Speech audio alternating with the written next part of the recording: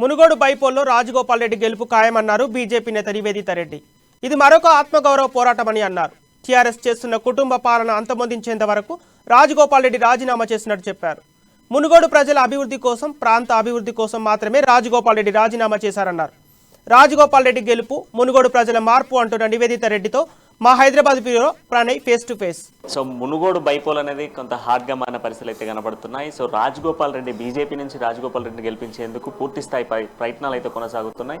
So రాష్ట్రంలో ఉన్నటువంటి BJP నేతలందరూ కూడా మునుగోడులో ఉన్నారని చెప్పుకోవాలి. ప్రధానంగా ఇన్ఛార్జీలుగా కూడా వ్యవహరిస్తున్నారని చెప్పుకోవాలి. అయితే ప్రధానంగా మునుగోడుకి సంబంధించి ఇటు బీజేపీలో రాజగోపాల్ రెడ్డిని గెలిపించేందుకు బీజేపీ నాయకులు ఏ విధమైనటువంటి చర్యలు తీసుకోబోతున్నారు, సో ఏ విధంగా రాజగోపాల్ రెడ్డిని గెలిపించబోతున్నారు అనే విషయం తెలుసుకుందాం.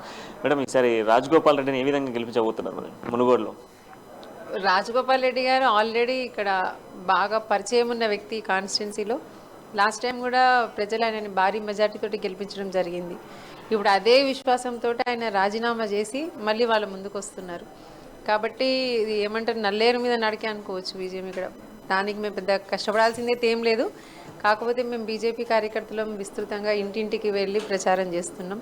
ప్రతి ఒక్క ఓటర్ని కలిసే ప్రయత్నం చేస్తున్నాం.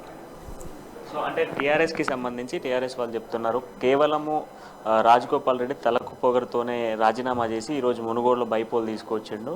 సో కేవలం కావాలనే బీజేపీ పెట్టిన ఆఫర్ని తీసుకొని బైపోల్కి వెళ్ళాడు అంటూ వాళ్ళు చేస్తున్న వ్యాఖ్యలు. పచ్చకామర్లోడికి లోకం అంతా పచ్చగా కనపడ్డదట. తలపోగర్ అనేది వాళ్ళకుంది, అది రాజగోపాల్ రెడ్డి గారికి లేదు.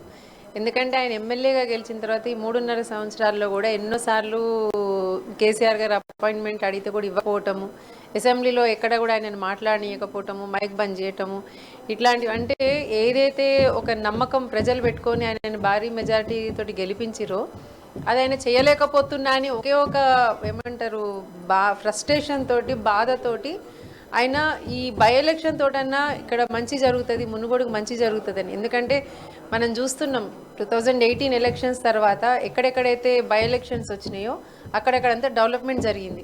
ఇట్లానన్నా డెవలప్మెంట్ జరుగుతుంది, మునుగోడు బాగుపడుతుంది అని ఒకే ఒక ఆశతోటి ఆయన దీన్ని రాజీనామా చేసి మళ్ళీ బై ఎలక్షన్కి వచ్చారు. మళ్ళీ ఎలక్షన్స్కి వచ్చి ప్రజల ముందుకు వచ్చారు. ఎందుకంటే రాజీనామా చేయకముందు కూడా ఆయన ఎమ్మెల్యేనే, గెలిచిన తర్వాత కూడా ఆయన ఎమ్మెల్యేనే. ఆయనకి ఇందులో ఉన్న అంటే కొత్తగా వచ్చింది ఏం లేదు, లబ్ధి ఏం లేదు ఇందులో. ఇంకా కాంట్రాక్ట్లు ఇవన్నీ అంటారా, ఆయన ఇవాళ కాదు, ఆయన జీవితం అంతా కాంట్రాక్టరే. ఇదివరకు కూడా చాలా గతంలో కూడా ఎన్నో కాంట్రాక్ట్లు చేసి ఇప్పుడు కూడా కాంట్రాక్ట్ కొత్తగా వచ్చింది ఏం లేదు. అది గ్లోబల్ బిడ్డింగ్లో ఆయనకు వచ్చింది, అంతేగాని దానికోసం ఆయన ఏం రాజీనామా చేసి రావాల్సిన అవసరం అయితే లేదు. మాట్లాడినా చెప్పినా కానీ ఏమంటారు కదా, గోడ కతికినట్టు ఉండాలి. కానీ మరి ఏది పడితే అది మాట్లాడుతున్నారు టీఆర్ఎస్ వాళ్ళు. ఓవరాల్గా రానున్నటువంటి రోజుల్లో బీజేపీని అధికారంలో తెచ్చేందుకు మొత్తం ప్రయత్నాలు అయితే కొనసాగుతున్నాయి. రాజగోపాల్ రెడ్డిని గెలిపించడం ఖాయం.